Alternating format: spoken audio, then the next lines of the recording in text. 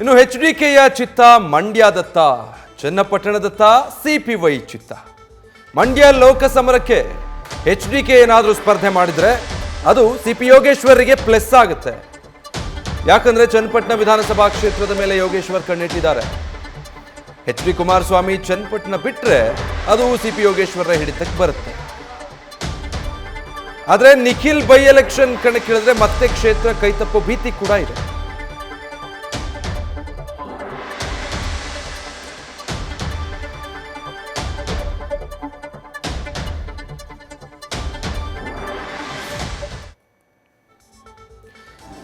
ರಾಮನಗರ ಕ್ಷೇತ್ರ ಬಿಟ್ಟು ಈ ಬಾರಿ HD ಕುಮಾರಸ್ವಾಮಿ ಚನ್ನಪಟ್ಟಣದಿಂದ ಸ್ಪರ್ಧೆ ಮಾಡಿದ್ರು ವಿಧಾನಸಭಾ ಚುನಾವಣೆಗೆ. ಕಾರಣ ಏನಪ್ಪಾ ಅಂದ್ರೆ ಅಲ್ಲಿಂದ ತಮ್ಮ ಪುತ್ರ ನಿಖಿಲ್ ಕುಮಾರಸ್ವಾಮಿಯನ್ನ ಗೆಲ್ಲಿಸಬೇಕು ಅನ್ನೋ ಕಾರಣಕ್ಕೆ ರಾಮನಗರ ಕ್ಷೇತ್ರವನ್ನ ಪುತ್ರನಿಗೆ ಬಿಟ್ಟುಕೊಟ್ಟು ಅಲ್ಲಿಂದ ಚನ್ನಪಟ್ಟಣಕ್ಕೆ ಬಂದು ಸ್ಪರ್ಧೆ ಮಾಡಿದ್ರು. ಆಗ ಅಲ್ಲಿ CP ಯೋಗೇಶ್ವರ ವಿರುದ್ಧ HDK ಸ್ಪರ್ಧೆ ಮಾಡಿದ್ರು. ಯೋಗೇಶ್ವರ್ ಸೋಲನುಭವಿಸಬೇಕಾಯಿತು. ವಿಪರ್ಯಾಸ ರಾಮನಗರದಲ್ಲಿ ನಿಖಿಲ್ ಕುಮಾರಸ್ವಾಮಿ ಕೂಡ ಸೋತ್ರು. ಬಟ್ ತಮ್ಮ ಹಿಡಿತದಲ್ಲಿದ್ದ ಕ್ಷೇತ್ರ HDK ಹಿಡಿತಕ್ಕೆ ಹೊರಟೋಯ್ತು. ಒಂದು ವೇಳೆ ಈಗ ಅವರೇನಾದರೂ ಪಾರ್ಲಿಮೆಂಟ್ ಎಲೆಕ್ಷನ್ಗೆ ನಿಂತರೆ ಆಗ ತಮ್ಮ ಶಾಸಕ ಸ್ಥಾನಕ್ಕೆ ರಾಜೀನಾಮೆ ನೀಡಬೇಕಾಗುತ್ತೆ. ಲೋಕಸಭಾ ಸದಸ್ಯರಾಗಿ ಆಯ್ಕೆ ಆದಮೇಲೆ ಮತ್ತೆ ಕ್ಷೇತ್ರ ತನ್ನ ಹಿಡಿತಕ್ಕೆ ಸಿಗುತ್ತಾ? ನಿಖಿಲ್ ಕುಮಾರಸ್ವಾಮಿ ಬೈ ಎಲೆಕ್ಷನ್ಗೆ ಬಂದರೆ ಅದು ಸಾಧ್ಯ ಇಲ್ವಾ ಅನ್ನೋ ಭೀತಿಯಲ್ಲಿ CP ಯೋಗೇಶ್ವರ್ ಇದ್ದಾರೆ. ಡೀಟೇಲ್ಸ್ ಕೊಡ್ತಾರೆ ಗಣಪತಿ, ಲೈವ್ನಲ್ಲಿ ಜಾಯ್ನ್ ಆಗ್ತಾ ಇದ್ದಾರೆ. ಗಣಪತಿ, ಈ ಬಗ್ಗೆನೂ ಏನಾದರೂ ಮಾತುಕತೆ ಆಗಿದೆಯಾ? ಅಂದರೆ ಒಂದು ವೇಳೆ ಲೋಕಸಮರಕ್ಕೆ HDK ಚನ್ನಪಟ್ಟಣ ಬಿಟ್ಟು ಮಂಡ್ಯಕ್ಕೆ ಬಂದರೆ ಚನ್ನಪಟ್ಟಣ CPY ತೆಕ್ಕೆಗ ಅಥವಾ ನಿಖಿಲ್ ಮತ್ತೊಂದು ಪ್ರಯತ್ನ ಮಾಡೋದಕ್ಕೆ ಮುಂದಾಗ್ತಾರ ಅಲ್ಲಿಂದ ಅಂತ?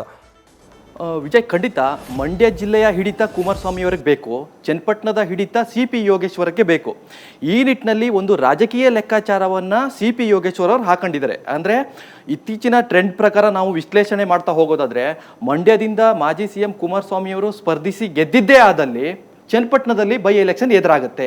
ಈ ಬೈ ಎಲೆಕ್ಷನ್ ಎದುರಾದರೆ ನಾನು ಸ್ಪರ್ಧೆ ಮಾಡಿ ನನ್ನ ಹಿಡಿತಕ್ಕೆ ಚನ್ನಪಟ್ಟಣ ತೆಗೆದುಕೊಳ್ಬೇಕು ಅನ್ನೋ ಲೆಕ್ಕಾಚಾರದಲ್ಲಿ CP ಯೋಗೇಶ್ವರರು ಇದ್ದರೆ ಅಲ್ಲಿ ಒಂದಷ್ಟು ಲೆಕ್ಕಾಚಾರಗಳು ಉಲ್ಟಾ ಆಗ್ತಾ ಇದೆ.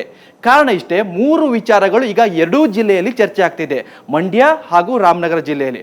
ಪ್ರಮುಖವಾಗಿ ನಾವು ಗಮನಿಸಬೇಕಾದ್ರೆ ಅನುಕಂಪದ ಅವಕಾಶ.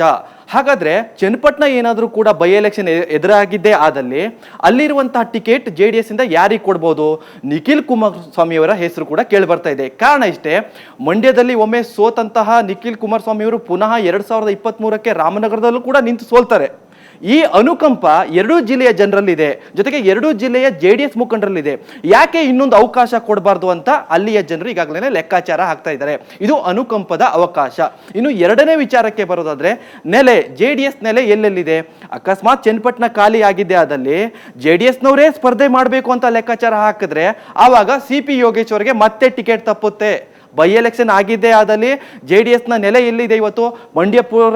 ಮಂಡ್ಯ ಸಂಪೂರ್ಣವಾಗಿ ಕಾಂಗ್ರೆಸ್ ಭದ್ರಕೋಟೆ ಆಗ್ತಿದೆ. ರಾಮನಗರ ಕೂಡ ಈಗಾಗಲೇ ಕಾಂಗ್ರೆಸ್ ಭದ್ರಕೋಟೆ ಆಗ್ತಿದೆ.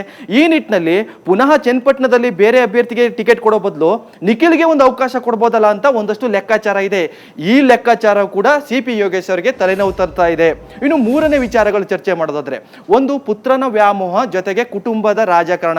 JDS ಹೇಳಿ ಕೇಳಿ ಕುಟುಂಬ ರಾಜಕಾರಣ ಈಗಲೂ ಕೂಡ ಮಾಡ್ತಾ ಇದೆ, ಮುಂದೂ ಕೂಡ ಮಾಡಬಹುದು ಅಂತ ಒಂದಷ್ಟು ಲೆಕ್ಕಾಚಾರ ಇದೆ. ಹೀಗಾಗಿ ಕುಮಾರಸ್ವಾಮಿಯವರು ಬೇರೆ ಯಾರಿಗಾದ್ರೂ ಟಿಕೆಟ್ ಕೊಡೋ ಬದಲಾಗಿ ತನ್ನ ಪುತ್ರನಿಗೆ ಅಥವಾ ದೇವೇಗೌಡರ ಲೆಕ್ಕಾಚಾರ ತನ್ನ ಮೊಮ್ಮಗನಿಗೆ ಟಿಕೆಟ್ ಕೊಟ್ಟಿದ್ದೆ ಆದಲ್ಲಿ ಚನ್ನಪಟ್ಟಣ ಕೂಡ ನಮ್ಮ ಹಿಡಿತದಲ್ಲಿರುತ್ತೆ, ನನ್ನ ಮಗನ ರಾಜಕೀಯ ಭವಿಷ್ಯ ಕೂಡ ಮಾಡ್ದಂಗಾಗುತ್ತೆ.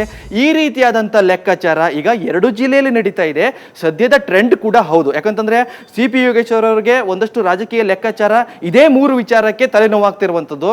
ಹೀಗಾಗಿ ಚುನಾವಣೆ ನಡಿಬೇಕು ಅಂದರೆ ಸಾಕಷ್ಟು ದಿನಗಳ ಅವಕಾಶ ಬೇಕು. ಅಲ್ಲೂ ಕೂಡ ಕುಮಾರಸ್ವಾಮಿಯವರು ಗೆದ್ದು ಬೈ ಎಲೆಕ್ಷನ್ ಎದುರಾದ್ರೆ ಅಷ್ಟೇನೆ.